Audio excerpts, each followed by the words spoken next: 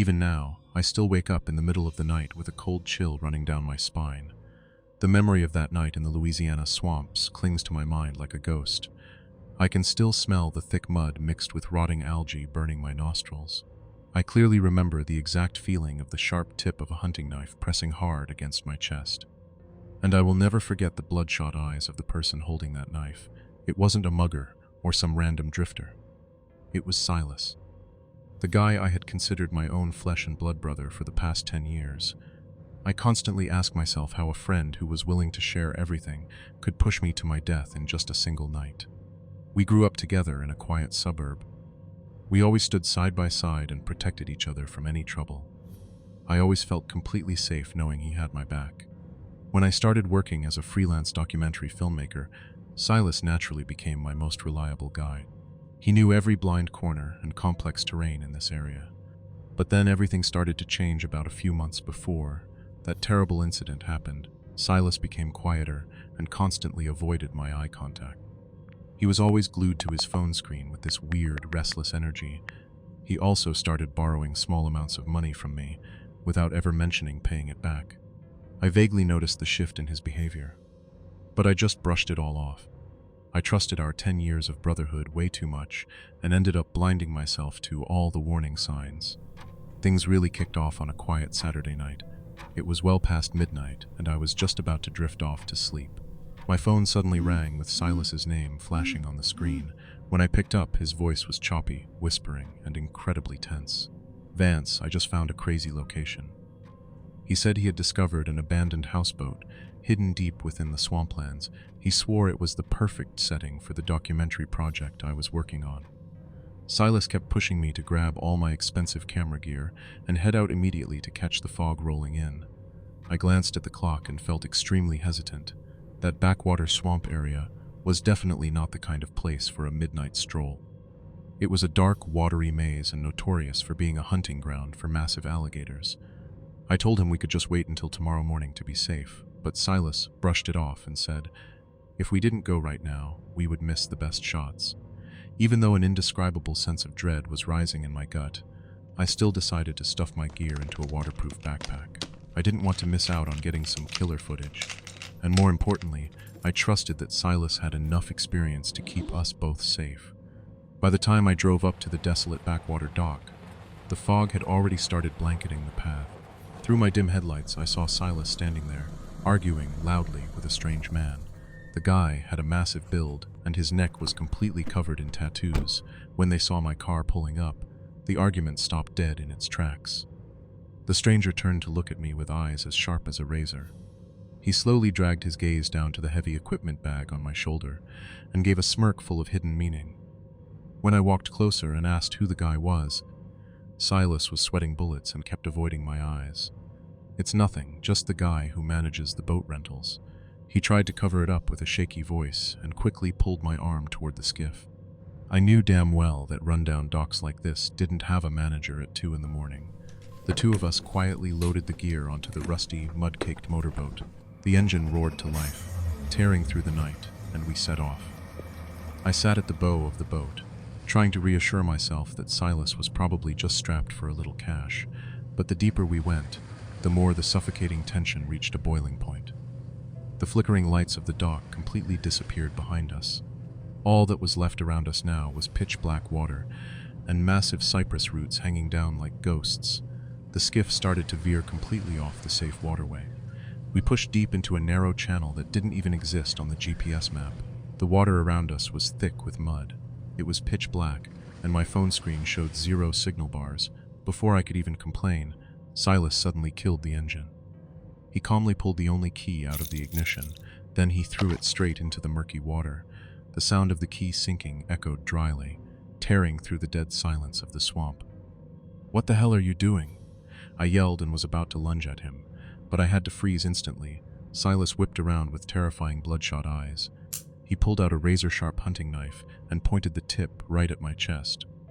"Sit tight," he growled coldly, in absolute panic. I had to listen to a brutal confession coming straight from my own brother's mouth. Silas said he had gambled all his money away in underground betting rings. He was buried under a massive debt to the mob. They agreed to wipe the slate clean, if he handed over all my expensive camera gear. And the worst part was that he had to leave me behind as a hostage. From a distance, the deafening roar of an airboat engine started to echo. It had all its lights cut off and was tearing through the water, closing in on us. The agonizing pain of being sold out instantly triggered an intense survival instinct inside me. Right when the blinding beam of a flashlight from the strange boat hit our hull, I made my decision. I took a desperate swing and swatted Silas's knife away. I hugged my gear backpack tightly to my chest and threw myself decisively into the water. I chose to dive into a pitch-black swamp filled with gators rather than surrender my life to betrayal. I stayed submerged in the thick mud for what felt like an endless night. I pressed myself hard against the massive tree roots and held my breath every time the gang's searchlights swept past. By the next morning, I managed to drag myself out to the highway in a state of complete exhaustion. My clothes were shredded to pieces, and my body was covered in bleeding scratches. A passing driver pulled over and took me straight to the local police station. I sat in the interrogation room and recounted the whole story, but everything quickly hit a dead end because I didn't have any concrete proof. The swamp area was simply too dense and massive for the cops to effectively search. A few days later, my physical wounds started to scab over and heal, but the psychological damage inside me was completely beyond repair. I locked myself in my room and sank deep into endless panic. I frantically called Silas hundreds of times just to demand an explanation. But all I ever got in return were those hopelessly long dial tones. I decided to drive to Silas's apartment myself to find some answers. The rotting wooden door was padlocked from the outside. The landlord just waved me off, saying he had cleared out his stuff and bolted that very night.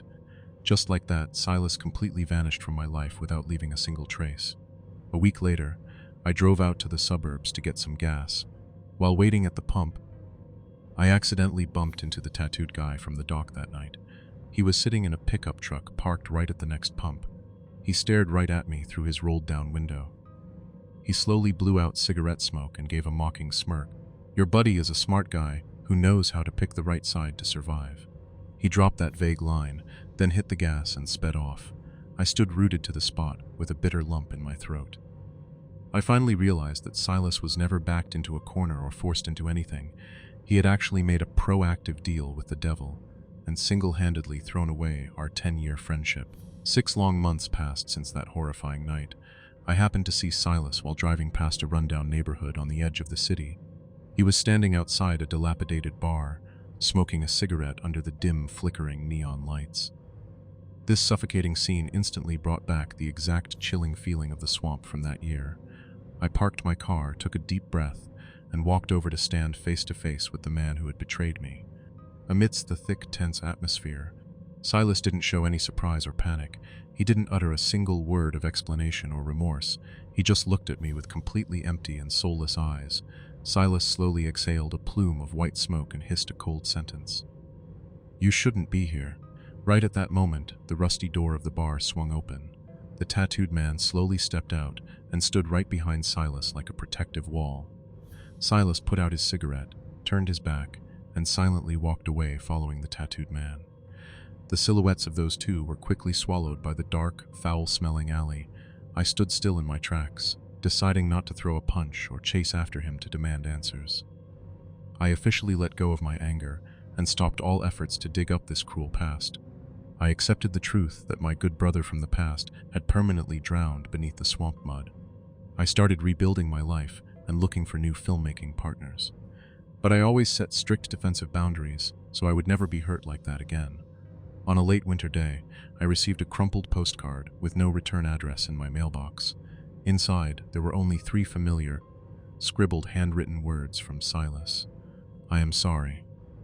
It didn't have any meaning left to salvage a life that almost drowned in the black mud.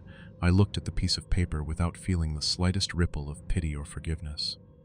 I coldly flicked my lighter, burned it to ashes, and quietly brushed the remains into the sink. Sometimes the people most capable of pushing us to our deaths are the very ones we were once willing to protect with our own backs. This bloody betrayal taught me an unforgettable lesson.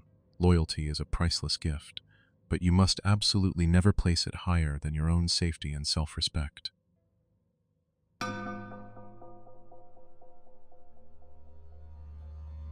To this very day, I never dare to open those cheap ride-sharing apps at night anymore.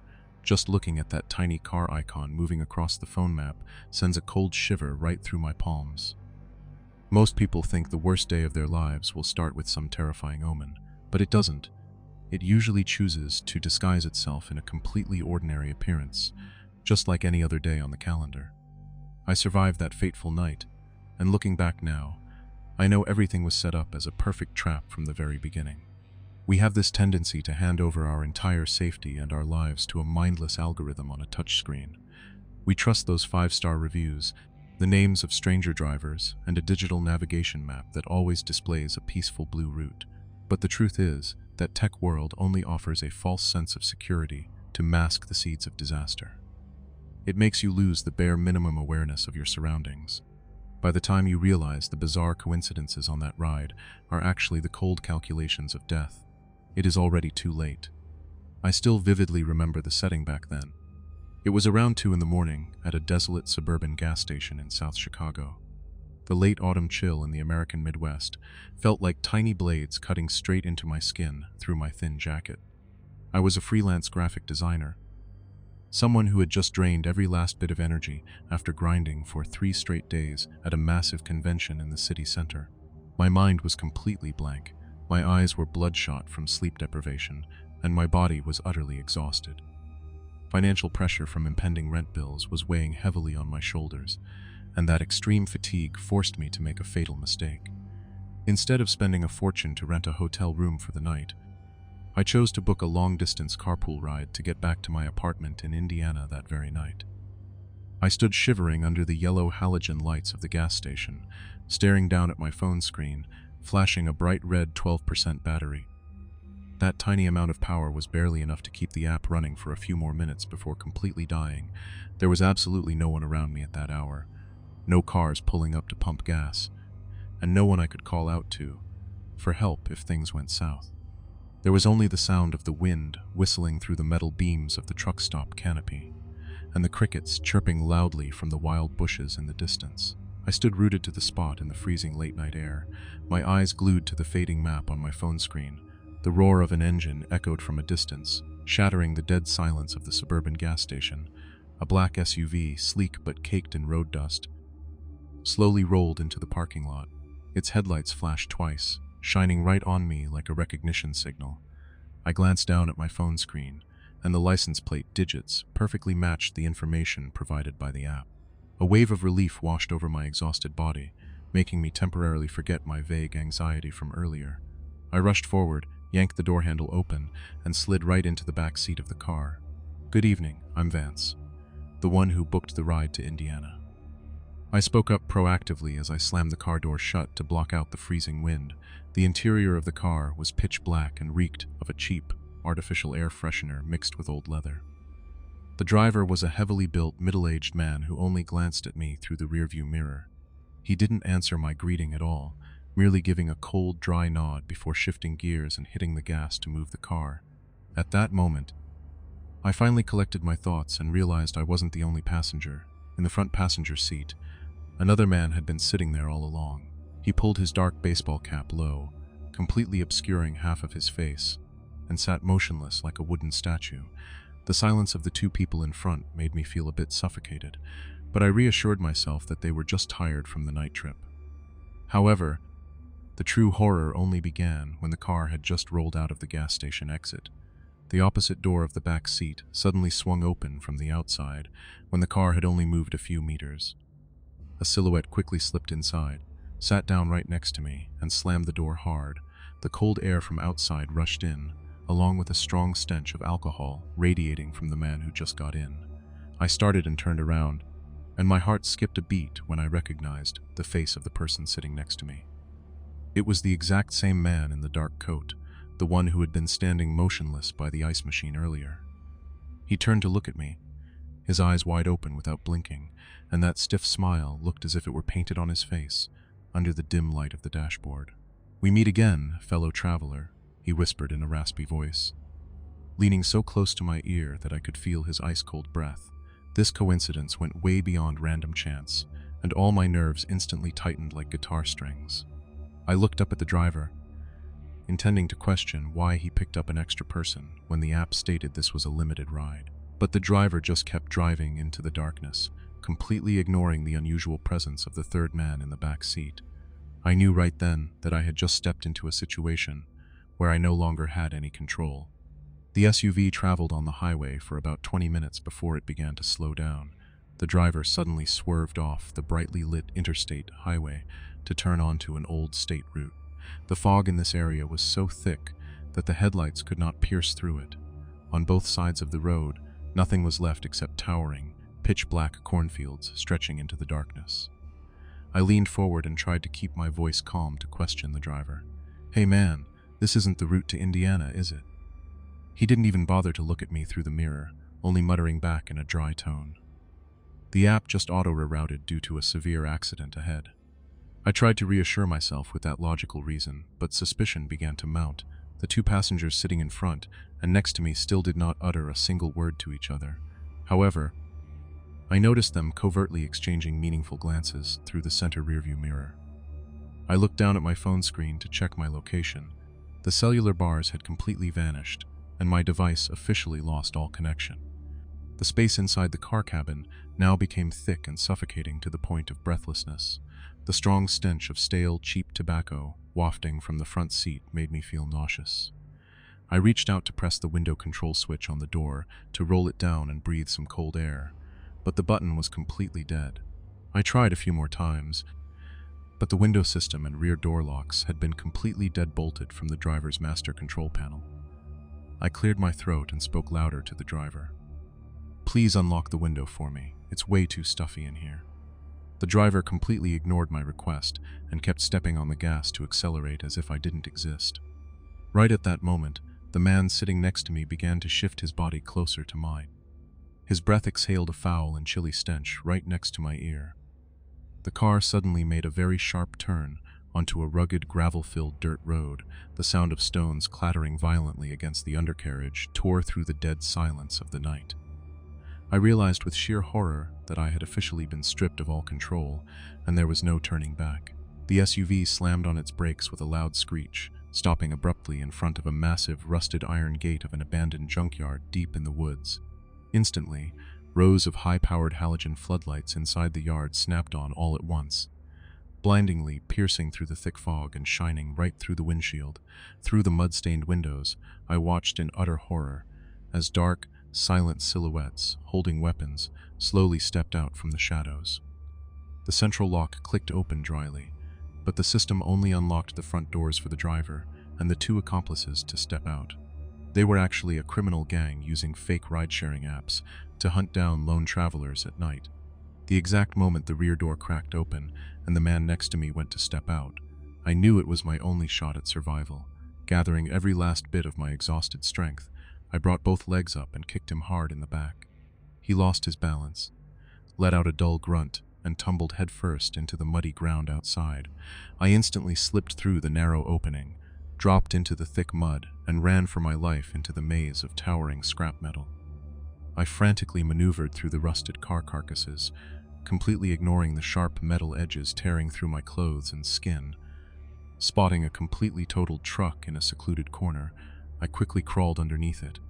Holding my breath and curling into a ball in the pitch darkness, just seconds later, beams of flashlights began sweeping wildly back and forth right over my head, accompanied by heavy, rushing footsteps on the gravel.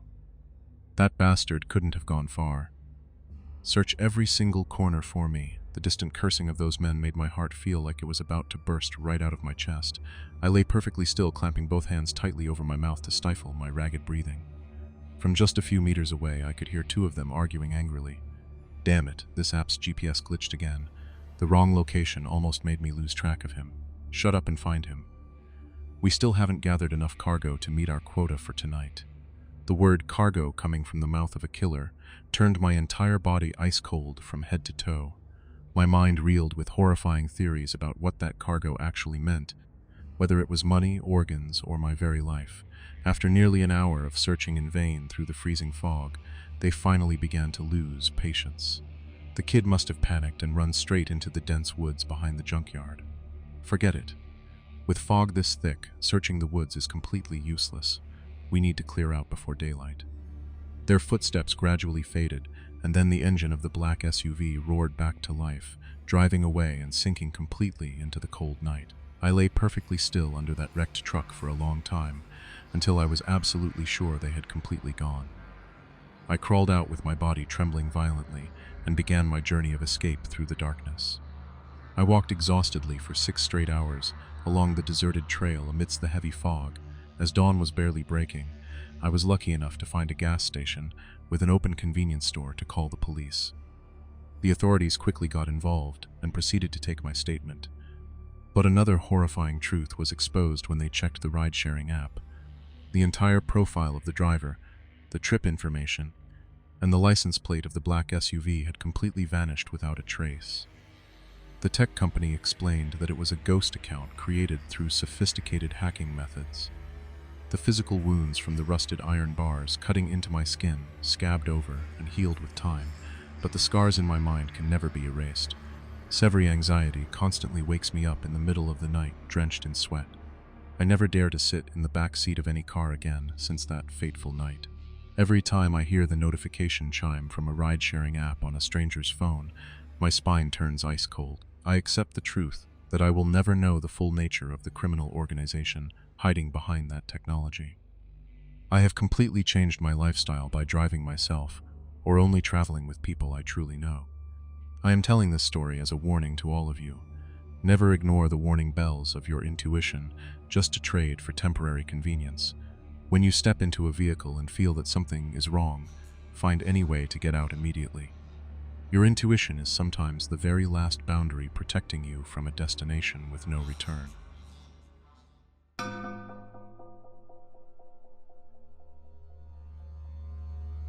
Some relationships are like cosmic black holes. The harder you try to pull away, the tighter the gravity pulls you back in. Blind loyalty isn't some noble virtue. Sometimes, it's just a death warrant signed years in advance. Now I'm sitting in a room with the windows locked tight, staring at the deep scars on my skin, wondering how I survived that horrific night. The line between a friend who would die for you and one who would drag you into the grave with them is terrifyingly thin. Caleb Moore was the one friend I could never seem to break free from. We had been inseparable since the 4th grade. I still remember when an older kid cornered me to steal my lunch money, and Caleb flew in out of nowhere and broke his nose to a helpless kid. That single act made me feel protected, like I actually mattered. We became attached at the hip, spending late nights riding our bikes through the rundown corners of the outskirts.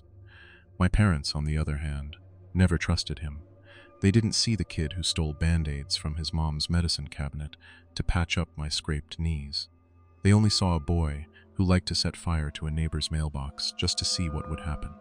It was like Caleb didn't have a fear filter in his brain.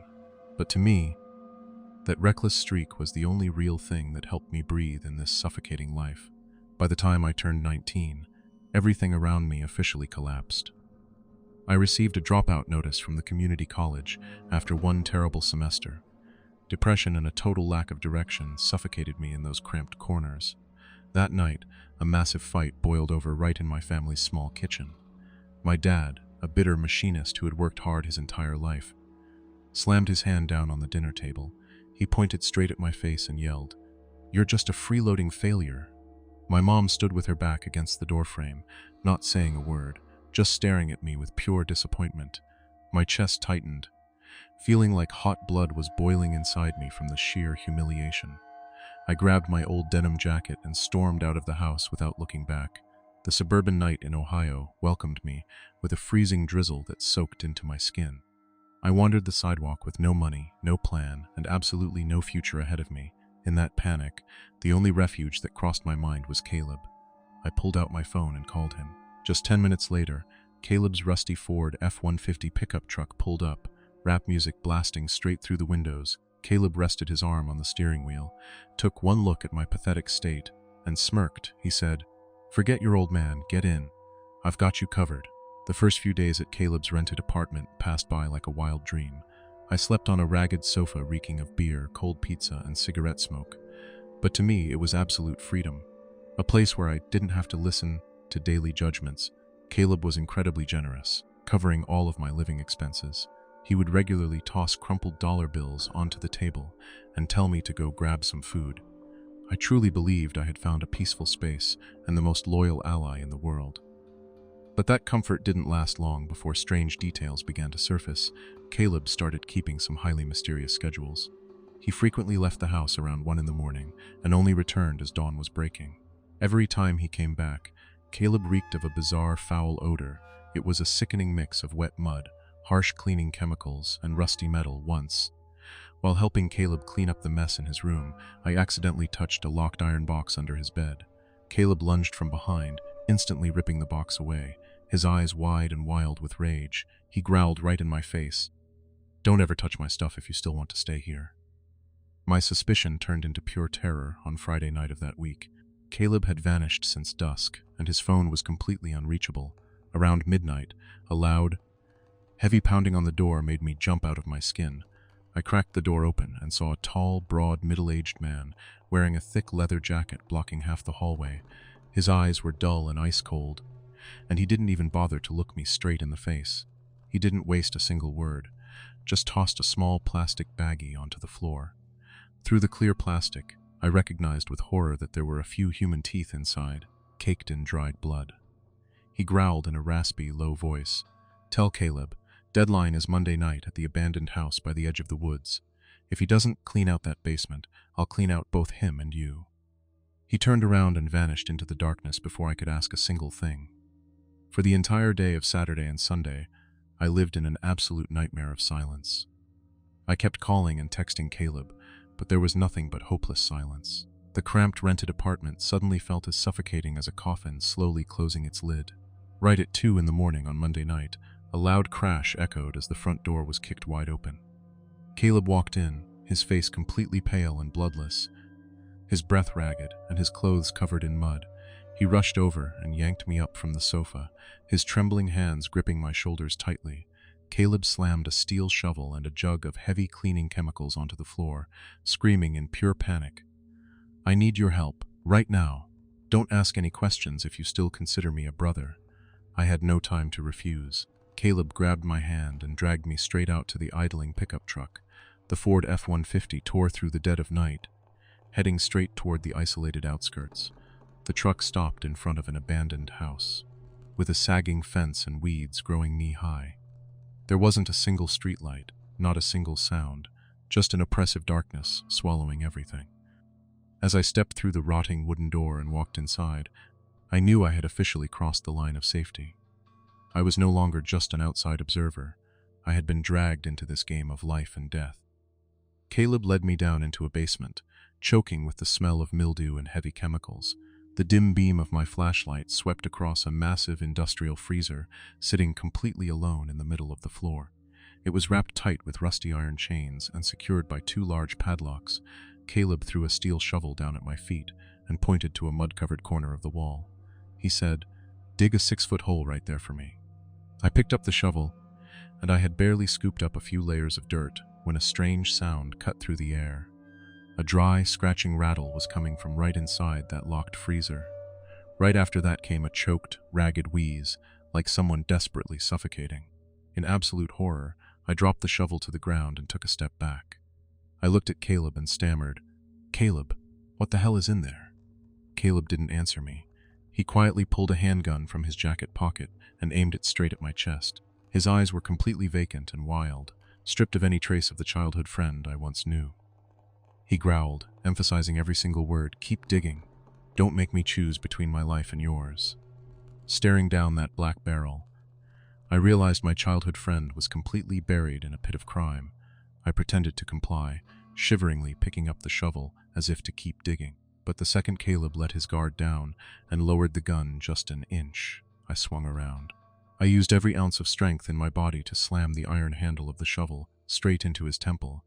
He groaned once and collapsed onto the pile of dirt. Completely knocked out, panting heavily, I rushed over and fumbled through his pockets to find the keys. I grabbed the keys, ran over to the freezer, and frantically unlocked the chains. I threw the lid open and shone my flashlight inside. Staring back at me was the man in the heavy leather jacket. The guy who had come to the apartment demanding money last week. He had been dead for hours, his neck snapped sideways, his body contorted and bruised a dark purple. But the sound I heard earlier suddenly echoed again.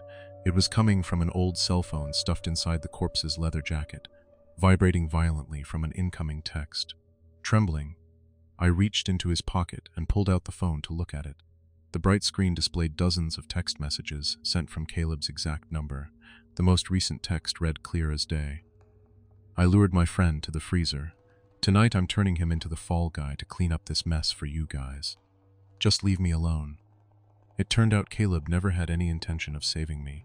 He chose to throw me straight into the meat grinder just to buy back his own life. I dropped the dead man's phone into the mud beneath my feet. I looked at Caleb, who was lying unconscious on the scattered dirt out there. I didn't save him. I didn't call an ambulance, and I didn't do a single thing. I turned my back and walked up the rotting steps, leaving the dark basement and my best friend behind. I trudged for 4 hours through the freezing darkness to go back to my parents' house. The old house was still standing there, the pale yellow porch light still burning. Trembling, I knocked on the wooden doorframe. My dad opened the door and saw his son in tatters, covered in mud, but he didn't say a single harsh word. He just silently stepped back, yielding the way for me to step inside. Caleb vanished completely from the town after that fateful night. A few days later, the police found his pickup truck abandoned at the edge of the desolate woods. But they never found any trace of Caleb or the corpse in that basement. Many years have passed since that horrific day. I now have a stable job, a normal and peaceful life, but I never allow myself to make a best friend ever again. Gratitude towards someone from the past is never a blank check for them to spend freely. It doesn't mean they have the right to arbitrarily decide your life at the present moment. Loyalty is a powerful force, but it can also drag you down into the rushing rapids. Loving someone doesn't mean you have to willingly step into the fire with them. Sometimes the bravest thing you can do for a best friend is not to burn with them. It is accepting to stand still and watch the fire consume them before the sparks can catch the hem of your own jacket.